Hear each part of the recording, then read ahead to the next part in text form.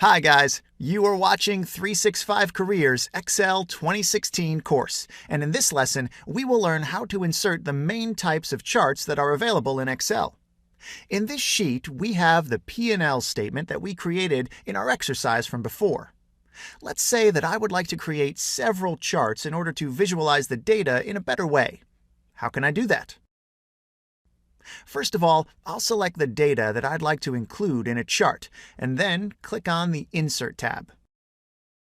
Here you can see the Charts section, where we have various chart buttons. Microsoft Excel 2016 is really great because it includes the Recommended Charts functionality, which will suggest several types of charts to us that are likely to represent the data that we have selected well.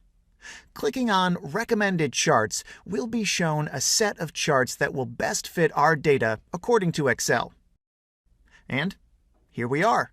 We have a column chart, a bar chart, a line chart, and a pie chart.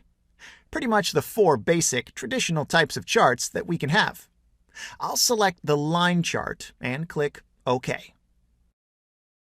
Our chart is ready. If we change our mind and decide that we would like a different chart, we can always click the Change Chart Type button and select the type of chart that we would like.